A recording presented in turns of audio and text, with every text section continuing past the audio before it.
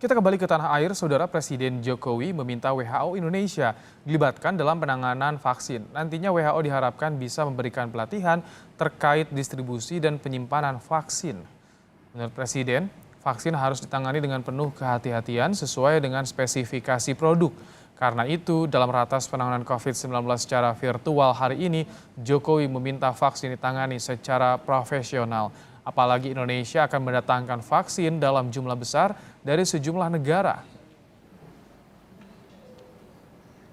Kemudian juga masalah yang berkaitan dengan ini perlu persiapan lapangan, perlu persiapan untuk implementasi, sehingga perlu juga yang berkaitan dengan training.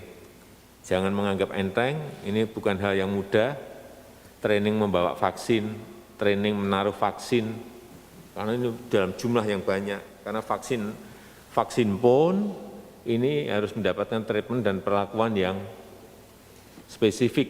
Tiap vaksin beda-beda, dari G40 itu beda, dari Sinovac beda lagi, nanti dari AstraZeneca beda lagi, nyimpennya di cold storage-nya seperti apa, tidak boleh goncang apa boleh, ini dan saya minta ini dilibatkan WHO Indonesia, agar mereka bisa memberikan training sehingga standarnya itu menjadi jelas. Hati-hati mengenai vaksin, bukan barang gampang ini.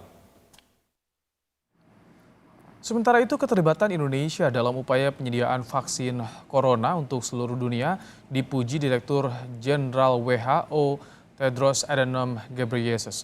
Dalam kicauannya yang berbahasa Indonesia, mantan Menteri Kesehatan Ethiopia itu memuji bergabungnya Indonesia ke Dewan Penyedia Vaksin Corona Dunia. Bergabungnya Indonesia bisa lebih menjamin ketersediaan vaksin corona di seluruh dunia.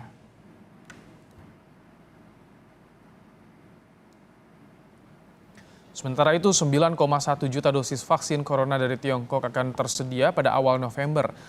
Saat ini, BPOM, Kementerian Agama, dan Majelis Ulama Indonesia sedang mengkaji keamanan dan kehalalan vaksin dari 3 produsen vaksin Tiongkok. Penyuntikan vaksin dimulai setelah diizinkan BPOM dan MUI dengan tenaga kesehatan sebagai prioritas utama.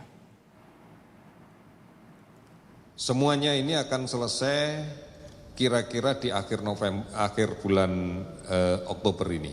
Setidak-tidaknya minggu pertama November kita harapkan kita sudah mendapatkan kepastian tentang keamanan dalam terminologi kita, aman dalam aspek manfaat dan akibat yang dikeluarkan oleh Badan POM, dan aman dalam aspek kehalalan yang dikeluarkan oleh Kementerian Agama dan Majelis Ulama Indonesia. Ketersediaan ada sebanyak itu, kemudian sertifikasi Badan POM dan Majelis Ulama. Di Bandung, Jawa Barat, uji klinis tahap 3 vaksin COVID-19 terus dilakukan. Hingga hari ini sudah 1.619 sukarelawan yang disuntik vaksin buatan Sinovac Tiongkok. Mayoritas sukarelawan tidak merasakan efek samping setelah disuntik vaksin. Kita harus melaporkan ini gejala-gejala yang dirasa setelah vaksin itu, Teh.